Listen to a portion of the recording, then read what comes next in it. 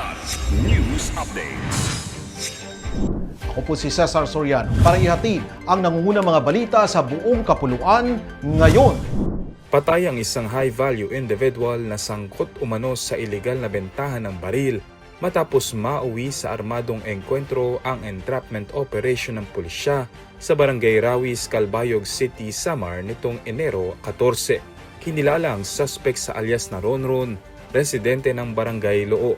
Ayon sa Police Regional Office 8, target siya dahil sa paglabag sa Republic Act 10591 o Comprehensive Firearms and Ammunition Regulation Act.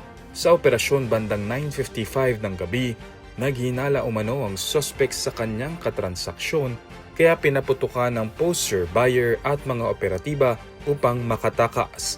Gumanti ang pulisya sa self-defense. Isinugod siya sa ospital ngunit idineklarang pata.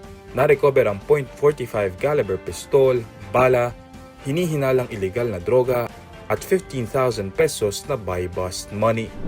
Mahigit 4.18 million pesos na halaga ng hinihinalang shabu ang kumpiskado sa isang garbage collector matapos ang buy-bust operation sa Tagbilaran City, Bohol noong gabi ng Enero 14. Kinilala ang suspect sa alias na Ondoy, 48 anyos, residente ng Barangay Tiptip. Nasamsam sa kanya ang 16 na pakete ng shabu na may bigat na humigit kumulang 615 grams kasama ang buy-bust money at iba pang ebidensya. Inihahanda na ang kasong paglabag sa Comprehensive Dangerous Drugs Act of 2002.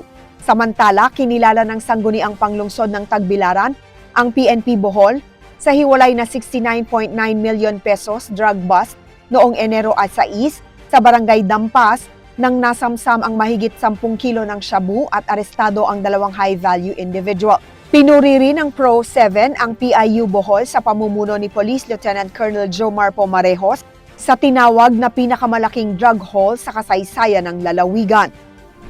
Isang Philippine Coast Guard officer ang pinaslang sa isang ambush nitong Enero 15, 2026 sa National Highway Barangay Veterans Village, Poblacion Ipil, Zamboanga, Sibugay. Kinilala ang biktima bilang si Lieutenant Junior Grade Glenick S. Tang, Station Commander ng PCG Ipil Substation. Ayon sa pulisya, papauwi pa lamang siya mula sa isang coffee shop ng pagbabarilin habang nakaupo sa driver's seat ng kanyang pickup truck. 7 bala ang natagpuan sa crime scene at agad na tumakas ang suspect. Patuloy ang investigasyon at malawakang manhunt upang matukoy ang motibo at madakip ang gunman.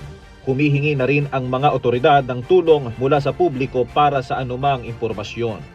Ako po si Cesar Soriano, kasama nyo sa bawat pagputo ng balita.